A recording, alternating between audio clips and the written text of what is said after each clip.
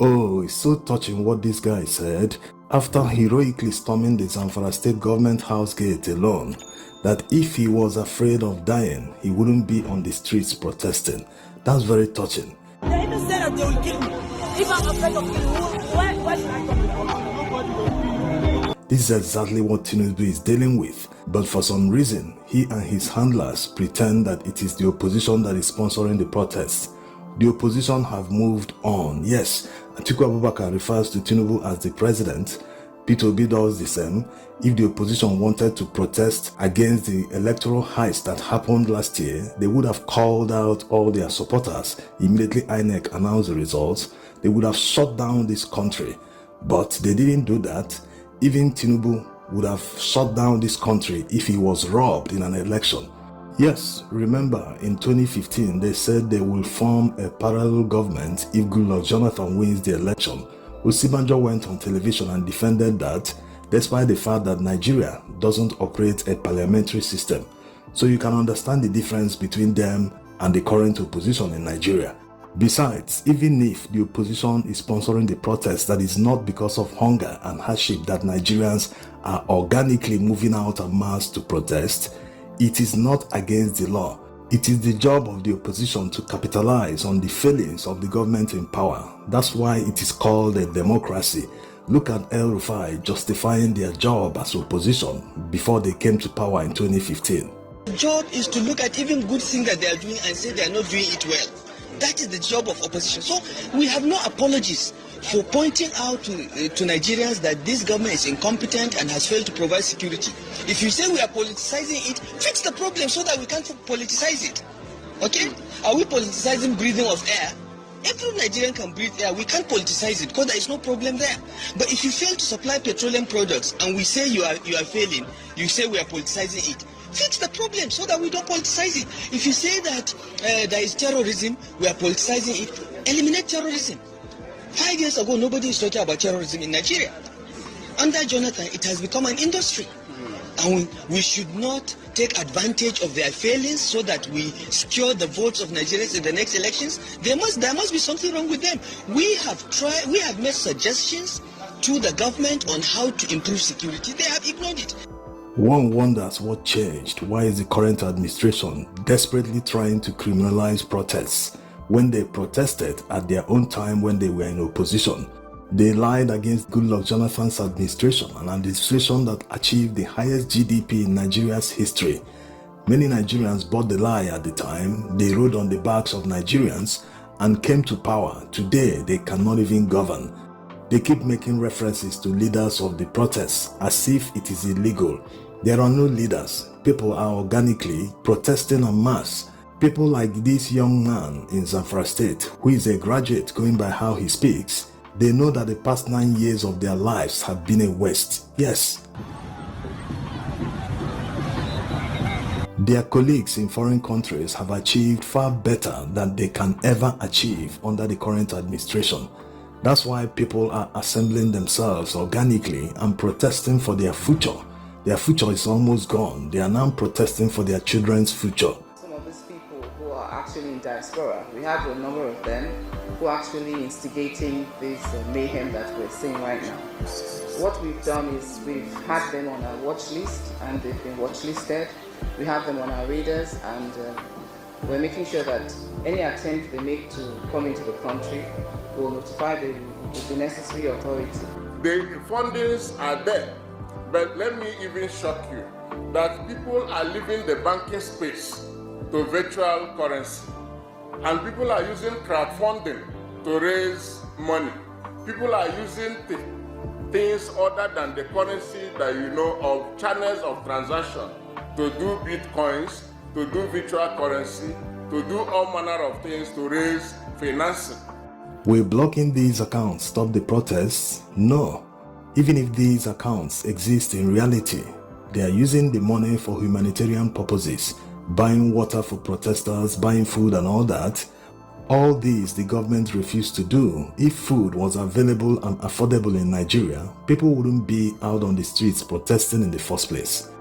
And the security agencies are very quick to act in these instances when it affects the government, but they've never tracked the account or block the account of a kidnapper since kidnapping became huge business in Nigeria.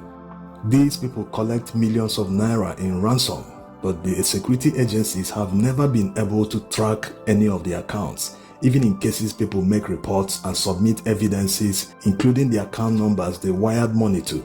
The security agencies have never recovered any such amount of money from any account. So just like the police announced they will charge this tailor for treason for supplying Russian flags to protesters, and that all protesters waving Russian flags will be charged for treason if they are arrested, all these measures do not in any way address the real issues that made Nigerians to come out to protest in the first place.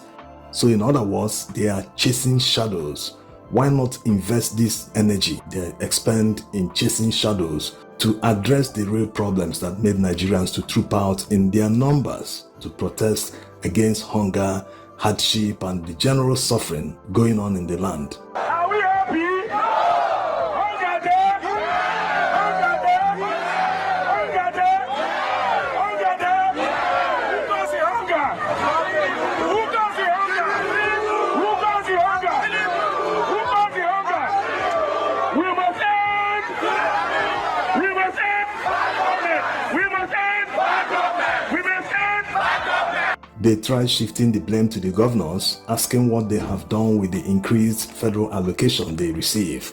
One governor answered Tinubu in an interview with Channels TV. Governor Mutfwang of Plateau State said yes, they now receive more allocation, but the problem is the purchasing power has seriously reduced. Thank you, Kayla. I can't answer for all the governors, but let me take exception to the use of the term money given to the state. These are constitutional allocation from the federation account based on the revenue allocation formula. So they are legitimate disbursements to the state. Now, it is true that in terms of figure, in terms of amount, it has actually increased. But in terms of purchasing power, in terms of real value, it has decreased. It has decreased very significantly. It doesn't need any rocket science. So the increase in federal allocation translates to nothing because of the naira devaluation. Besides, it's not the governors that caused the problem Nigerians are facing today. Governors do not have the power to devalue naira. It was Tinubu that did that. Governors also do not have the power to increase petrol price. It was Tinubu that did that. So let them stop blaming others and for once accept responsibility for their failings. Nigerians will appreciate that. Instead of always shifting the blame, they blamed 16 years of PDP, blamed Buhari that Tinubu said he will take after him, that he will continue from where he stopped. They've blamed everyone blamable, Binance, foreign institutions, everyone except themselves. The good thing is no one is buying all their narratives, even in the North. In fact, the North seems to be more politically aware right now more than people in the South. They are always out on the streets protesting despite all the danger and the shoot-on-sight order.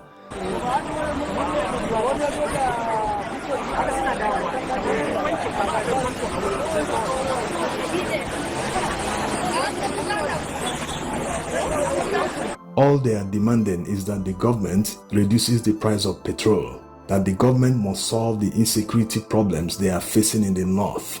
Yes, these people have been living under serious danger, under serious insecurity from terrorists, from bandits, from kidnappers, from all sorts of criminals. So they want an end to all this so that farmers can go back to their farms and food production will increase, which will ultimately reduce hunger. How is this not a legitimate demand? Even if it is the opposition that is making these demands, are they not legitimate? Is it not the responsibility of the government to solve problems, to make sure that the economy continues to thrive?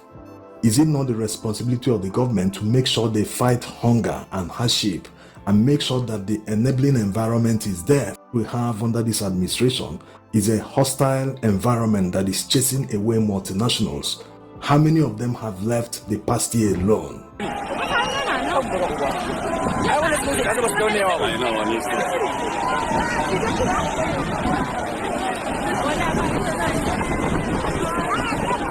No responsible government will see citizens suffering and not do something about it. All these boys that are out on the streets in the north protesting, they can all join banditry or form criminal organizations terrorizing people, but they choose not to because they want a better country. They want a better country for their children's future. Instead of the government to do the right thing, they are busy chasing rats while the house is burning. Thanks for watching.